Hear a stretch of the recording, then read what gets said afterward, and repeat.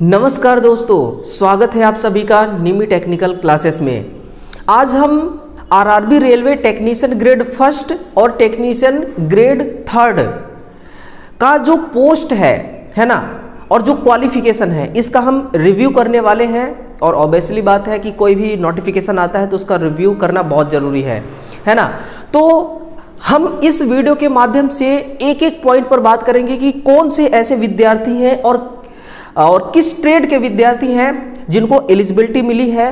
क्या अगर आपने डिप्लोमा इलेक्ट्रिकल ट्रेड से किया है तो एलिजिबल है, क्या आप 12th प्लस पीसीएम है तो एलिजिबल है, या फिर आप मैकेनिकल से हैं, आप सिविल से हैं तो क्या आपको एलिजिबिलिटी मिली है या फिर नहीं मिली। आपके लिए ये वीडियो बेहद ही बहुत ही अच्छा इंफॉर्मेटिव वीडियो है, इसको कंप्लीट वॉच कीजिएगा।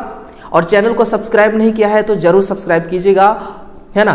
और इन्फॉर्मेशन जब पसंद आए आपको तो एक थम्स अप जरूर करते जाइए।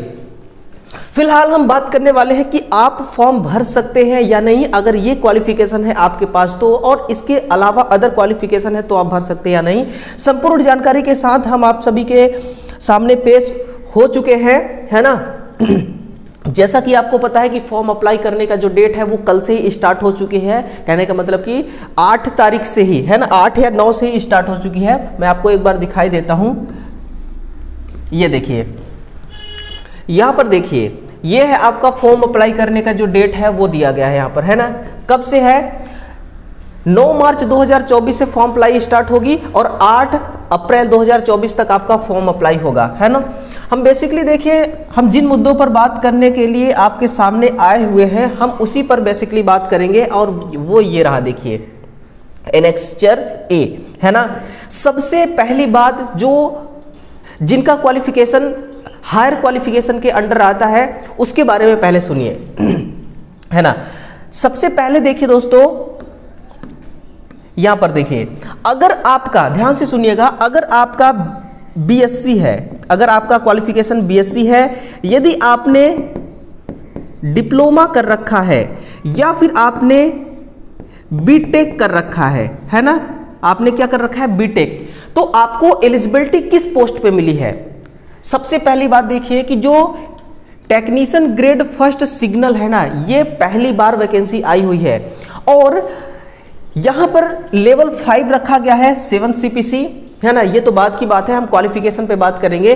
तो सबसे पहली बात, अगर आपका बीएससी है, क्या है, अगर आपका बीएससी है, अगर आपने बीएससी किया है, अब यहां पर बात आती है कि बीएससी तो अलग अलग सब्जेक्ट से होता है, मैथ से भी बीएससी होती है, फिजिक्स से भी बीएससी होती है ना, अलग अलग ब्रांच से बीएससी होती है।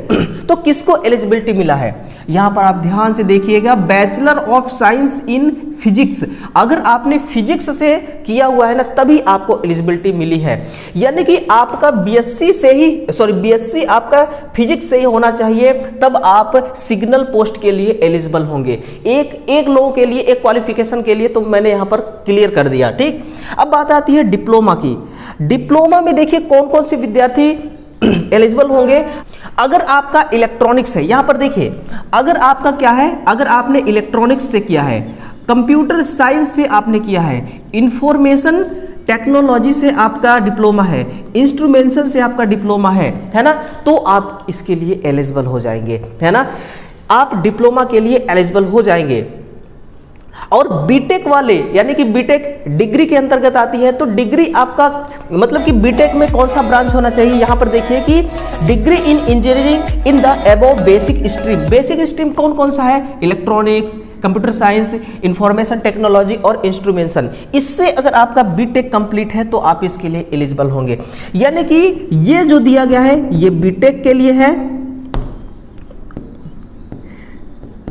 ये किसके लिए है, बीटेक के लिए है, और ये डिप्लोमा वाले विद्यार्थियों के लिए है ना, ये डिप्लोमा के लिए है, और ये है आपका बीएससी के लिए, है ना।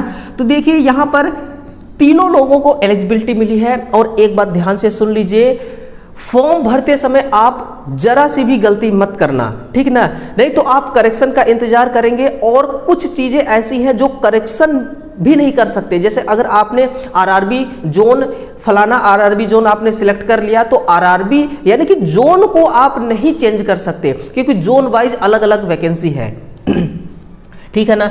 एक चीज मैंने आपका क्लियर कर दिया, सिग्नल वाला। अब इसके बाद देखा जाए, अब हम आते हैं ITI पर। ITI ये लोअर क्वालिफिकेशन है ना, ये लोअर क्वालिफिकेशन के अंतर्गत आती है। और इसमें देखिए कौन कौन से पोस्ट पर वैकेंसी है। यहाँ पर हर किसी को एलिजिबिलिटी नहीं मिला है। देखिए ब्लैक स्मिथ, ब्रिज है ना, इसके बाद क्या है, carriage and wagon, crane driver, diesel का इलेक्ट्रिकल और डीजल का मैकेनिकल, और फिर यहाँ पर है इलेक्ट्रिकल और यहाँ पर इलेक्ट्रिकल TRS। ये क्या है, ये आपके पोस्ट हैं। और पोस्ट किसके अनुसार यहाँ पर दिया गया है, ब्रांच के अनुसार, यूं कहें कि ट्रेड के अनुसार। जैसे ITI में अलग अलग ट्रेड होता है ना, उसी ट्रेड के अनुसार यहाँ पर क्या दिया गया है, पोस्ट दी गई है। अब फला पोस्ट के लिए कौन कौन अप्लाई कर सकता है, उसके पास मिनिमम क्वालिफिकेशन क्या होना चाहिए, है ना, मिनिमम क्वालिफिकेशन क्या होना चाहिए, उस पर थोड़ा सा देखिए। जैसे कि मैं आपको यहां पर दिखाता हूं, ये क्या है, ब्लैक स्मिथ। अब ब्लैक स्मिथ आपने ITI किया है, क्या आप ब्लैक स्मिथ के लिए एलिजिबल हैं या नहीं है। सबसे पहले देखिए मैट्रिकुलेशन। मैट्रिकुलेशन का मतलब होता है 10th, तो 10th क्या होना चाहिए, पास होना चाहिए। प्लस ITI अगर आपने NCVT से किया है तो भी रेलवे आपको लेगी, SCVT से ITI किया है तो भी आपको लेगी, चाहे आपने गवर्नमेंट से ITI किया है, चाहे आपने प्राइवेट से ITI किया है, आपको कोई दिक्कत नहीं होगा। फिर ट्रेड क्या होगा, फोर्जर एंड हीट ट्रेजर है ना, फिर है फाउंड्रीमैन, फिर है पैटर्न मेकर, मोल्डर, है ना। इन ट्रेडों से आपका ITI है तो आप किसके लिए एलिजिबल हैं, आप ब्लैक स्मिथ के लिए एलिजिबल हैं। फिर ब्रिज वाले पे देखा जाए तो ब्रिज में कौन अप्लाई करेगा, 10th पास सभी पोस्ट के लिए कॉमन है ना, बस यहाँ पर ट्रेड अलग अलग है। इसमें ITI का ट्रेड क्या होना चाहिए, फिटर स्ट्रक्चरल, वेल्डर, यानी कि वेल्डर, फिटर, स्ट्रक्चरल और फिटर, ये किसके लिए एलिजिबल है, ब्रिज के लिए। अगर कोई फिटर में फॉर्म, यानी कि फिटर ट्रेड से ITI किया है और वो चाहता है कि मैं ब्लैक स्मिथ में फॉर्म अप्लाई कर दूं, तो वो नहीं कर सकता, है ना। देखिए इसके बाद क्या है, इसके बाद है कैरेज वैगन। इसमें क्या होना चाहिए, आपका फिटर होना चाहिए। अब देखिए फिटर वाले यहाँ पर 2 पोस्ट के लिए अप्लाई करेंगे, यानी कि जब आप फॉर्म अप्लाई करेंगे ना, तो फॉर्म अप्लाई करेंगे तो जैसे कि आपने फिटर ट्रेड डाला तो आप किस किस पोस्ट के लिए एलिजिबल होंगे, एक पॉपअप खुल जाएगा, है ना। इस प्रकार का एक पॉपअप खुलेगा, ऐसे यहाँ पर लिखा होगा ये, फिर यहाँ पर लिखा होगा आप इस पोस्ट के लिए अलाउ हैं, आप इस पोस्ट के लिए अलाउ हैं, तो आपको यहाँ पर एलिजिबिलिटी देना पड़ेगा। इस प्रकार से आपको एलिजिबिलिटी देना पड़ेगा, है ना। तो आप इसके लिए भी एलिजिबल हैं, यानी कि वैगन के लिए भी और ब्रिज के लिए भी। इसके अलावा देखिए फिटर वाला भरेगा, कारपेंटर वाला भरेगा, वेल्डर भरेगा, प्लम्बर, पाइप फिटर, ये वाला भरेगा। एक बात और सुनिए कि अगर आपके पास 10th प्लस ITI, इसमें से अगर आपके पास ITI नहीं है तो फिर आपके पास एक्ट अप्रेंटिसशिप होना चाहिए, है ना। कहने का मतलब मेरा है कि 10th और ITI हो या फिर 10th अप्रेंटिसशिप हो, आप एलिजिबल हैं अपने अपने पोस्ट के लिए। फिर यहां पर देखिए क्रेन ड्राइवर हो गया। क्रेन ड्राइवर के लिए क्या क्या ट्रेड चाहिए, मैकेनिक, मोटर व्हीकल और material handling equipment cum operator, crane operator, है ना, loco operator, locomotive and rail cranes. इन ट्रेड से ITI किया है तो आप क्रेन ड्राइवर के लिए आप एलिजिबल हो जाएंगे। क्रेन ड्राइवर का क्या काम है आपको पता है ना, क्रेन से भारी सामान को उठाया जाता है, ये हो गया क्रेन ड्राइवर। फिर डीजल का देखा जाए यहां पर, है ना, ये देखिए डीजल का देखा जाए, डीजल का जो इलेक्ट्रिकल है इसमें इलेक्ट्रीशियन। हाँ अब आया दिल को सुकून, है ना। इलेक्ट्रीशियन वाला देखिए किसके लिए, डीजल इलेक्ट्रिकल में वो इस पोस्ट पे एलिजिबल है, फॉर्म को भर सकता है।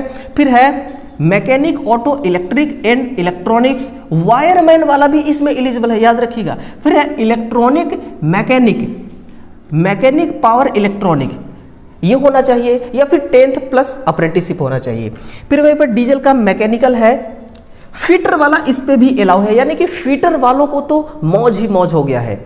Mechanic diesel, mechanic repair and maintenance of heavy vehicle, फिर mechanic automobile, advance diesel engine, mechanic motor vehicle, tractor mechanic, welder, painter, है ना, इन ट्रेड से ITI है तो आप भरिए, या फिर अप्रेंटिसशिप होना चाहिए आपका इन ट्रेड से। इनमें से किसी भी एक ट्रेड से अप्रेंटिसशिप है तो भी आप इसमें अलाउ है, ठीक है ना, ये बात है।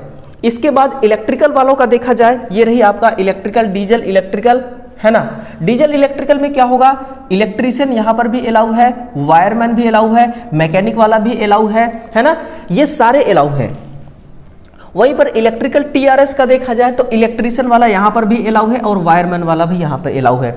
जिस हिसाब से हम आपको बताते हैं ना कि ITI में इलेक्ट्रीशियन एक हो गया और दूसरा फिटर हो गया, ये सबसे बड़े ब्रांच माने जाते हैं। फिर एक मैकेनिकल ब्रांच आता है, वो भी सबसे बड़ा ब्रांच होता है ना। तो इलेक्ट्रिकल और फिटर इन दोनों के लिए बहुत संख्या में यहां पर वैकेंसी है।